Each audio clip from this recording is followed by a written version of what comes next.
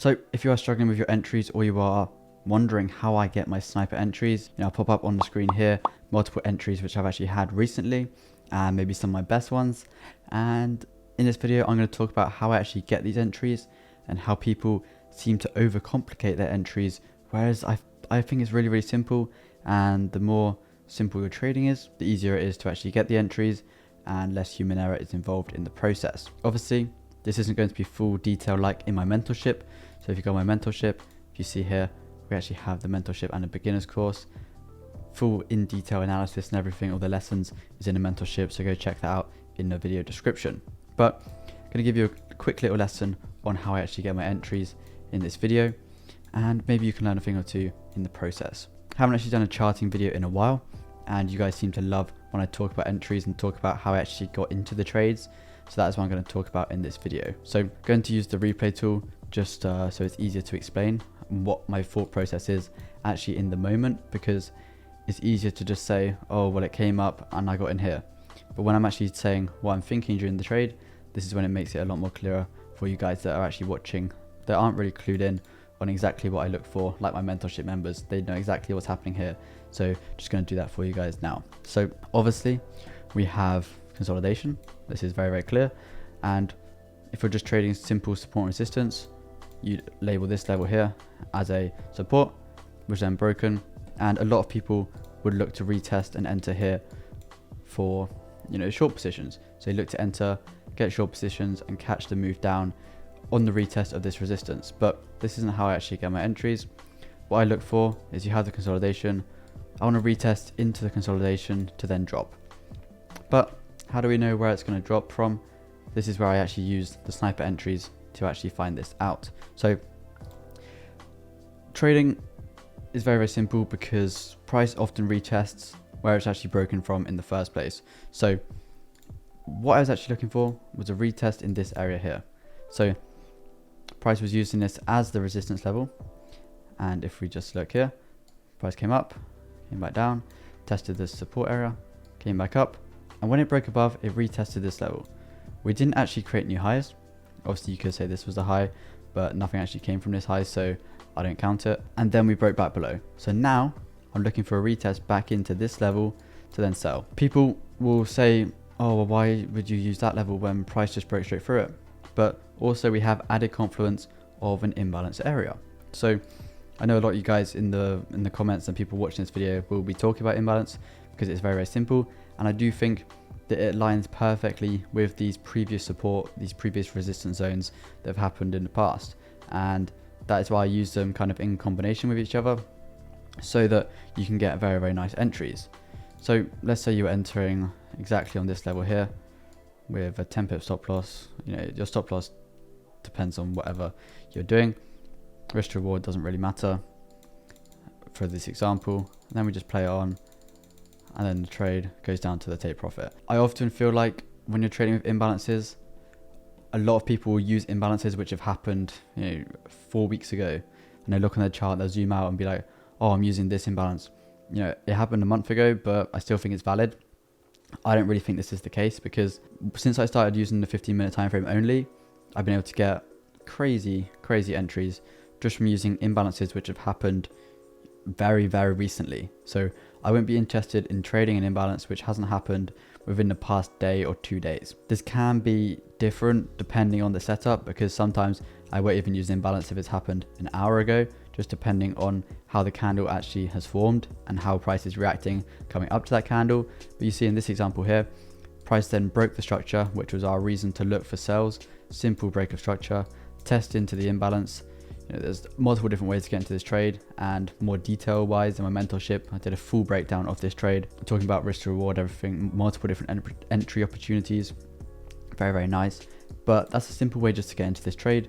And now we're going to find another example for you guys. So this is another example, and if I actually look at this chart now, what do you usually think is going to happen? Well, it's clear that it's going to continue to the upside, and there's very simple reasoning for that, and it's because obviously we had this level here which I've held for a while, held from 1st November, from beginning of London to the end of New York, and then coming into the next day, Asia, we got this push above which broke the highs. the highs here even, and we're kind of looking for price to retest into this area. But we also have imbalance. So we have an imbalance which technically, a lot of people trade it off of this wick here, but sometimes you've got to trade it off of this level here. So although the imbalance is technically here, this gap here, we also have price that's tested here.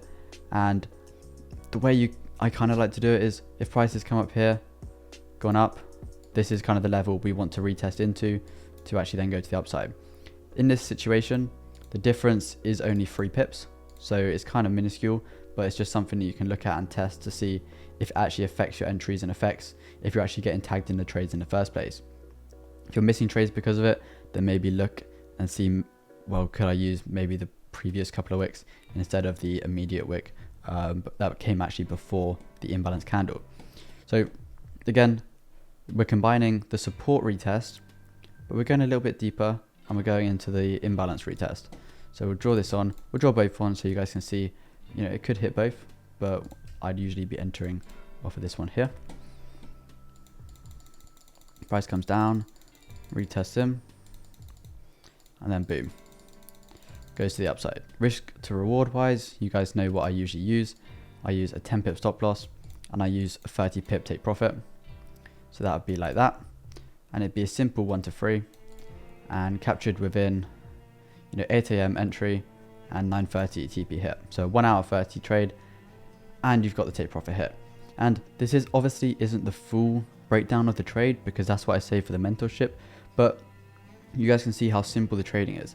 And if you can utilize this and back test it in your trading, just by looking at, okay, price is broken out of this area, it has to retest into this area, but how can I add an extra confluence to that retest? Let's say you're only trading with 2 confluences. These 2 confluences combined together, obviously it doesn't happen as often as just a simple break and retest of support and resistance zones, because that could happen a lot. And price on different time frames, because obviously it's fractal, could be breaking structure every couple of minutes on the 1 minute or the 3 minute, the 5 minute, the hour. So definitely be selective with the time frames, but it's very, very simple. If we actually try and find another example for you guys here, just going back on GU, here is another simple example. So if we just zoom out a little bit, we can see what's happening here. So we have the high. The high is a very, very good high because it actually broke out of these lows.